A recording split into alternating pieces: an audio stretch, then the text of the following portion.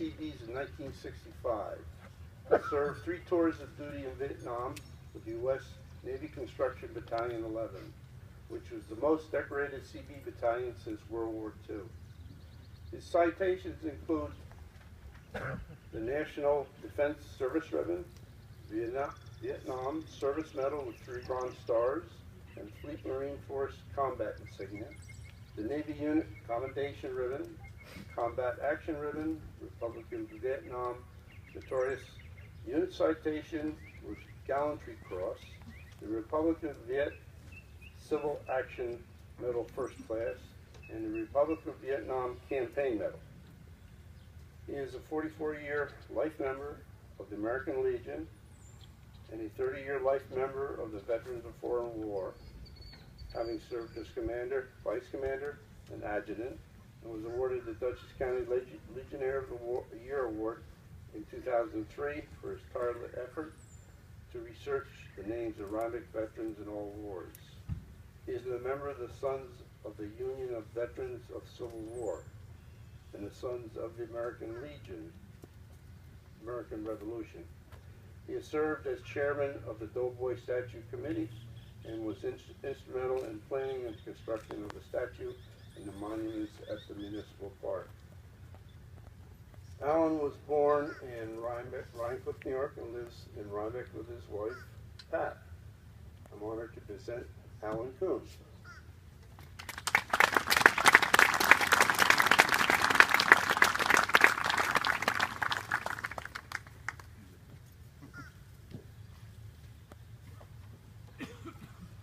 Well, all I can say, folks, is Happy Memorial Day to you all, and here goes. Good morning to all of you. First of all, I'd like to express how deeply honored I am to have been invited to share this moment with all of you today. Memorial Day is a very special day for me, for many reasons. But the most important one is that I was given a new life on Memorial Day, 1987. I had my first heart transplant.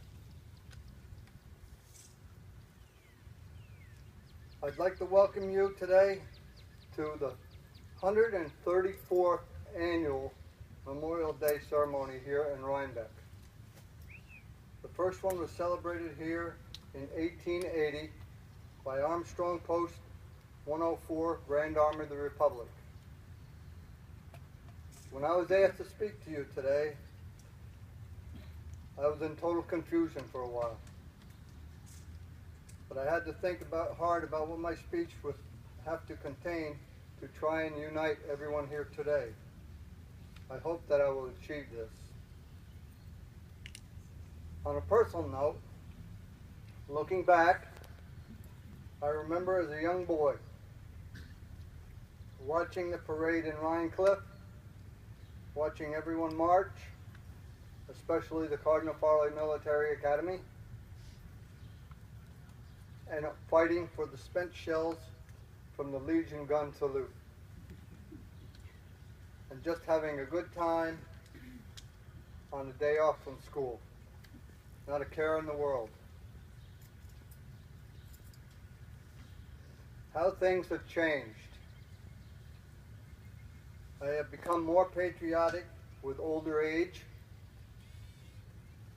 Just 2 weeks ago, while putting flags on my family cemetery in Columbia County, I realized how much pleasure I got from doing such a good deed.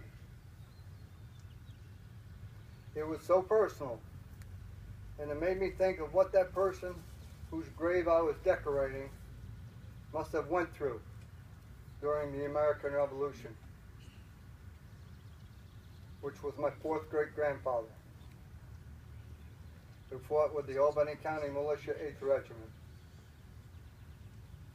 I appreciate the day for what it is, a day in which we come together to remember and honor all our veterans.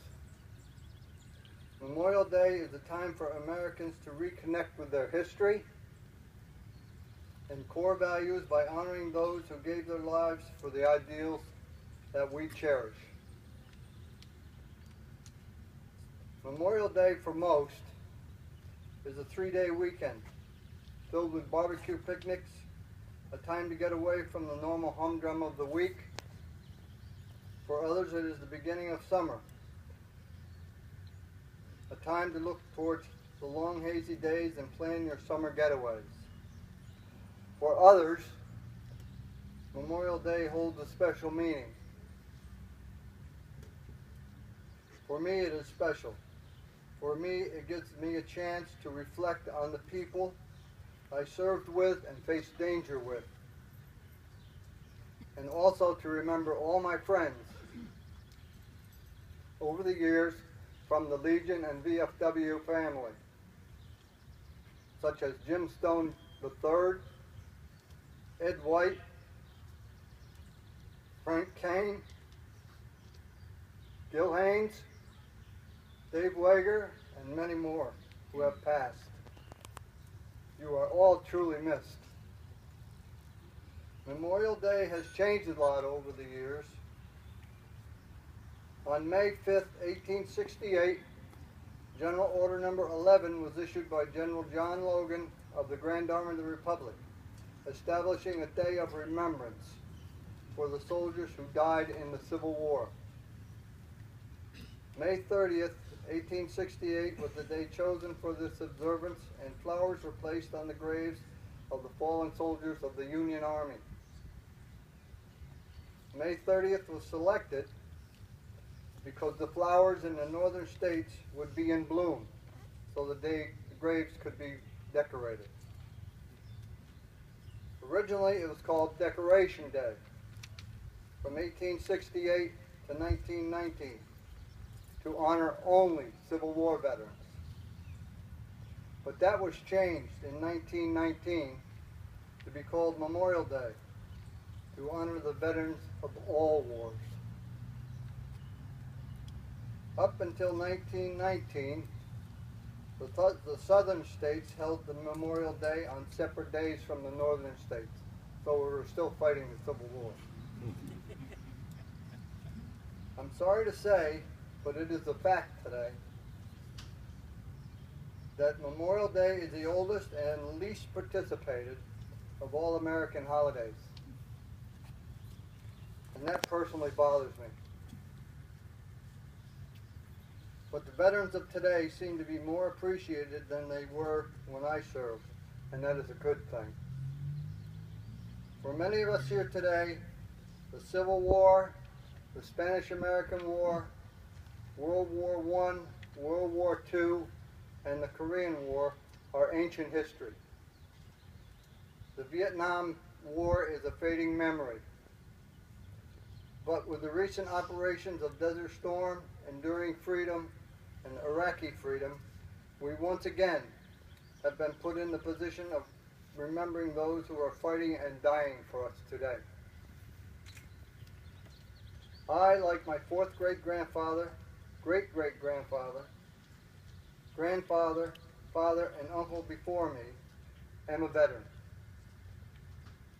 I am proud, and I am and was proud of serving 3 tours in Vietnam with the Seabees. Any veteran attending here today should remember and reflect about the following words that you took so long ago. For all veterans who served in the military, it is embodied in the following oath that you first take when you enlist in the service of your country. I do solemnly swear that I will support and defend the Constitution of the United States of America against all enemies, foreign and domestic, that I will bear true faith and allegiance to the same, and that I will obey the orders of the President of the United States and the orders of the officers appointed above me, according to the regulations and the Uniform Code of Military Justice. So help me God. In my opinion, these words are the most important words that you will ever say, because it bonds us all together, no matter where or when you serve. This oath, taken by each and every soldier, exemplifies the reason why soldiers do what they do every day. They are the defenders of the same principles that made this country great. As time goes by, we should never forget those words. To properly honor our dead, we must also honor our living. And your presence today, and that of the people gathering all across America, is a tribute to those troops and their families. It is a way to say we remember from the soldiers who shivered and starved through the winter at Valley Forge, to the doughboys who crouched in the muddy trenches of France, to the platoon that patrolled the jungles of Vietnam, and the young men and women patrolling the mountains of Afghanistan. May God bless each and every one of you. May God bless and protect our men and women in harm's way. And may God bless the United States of America. Thank you.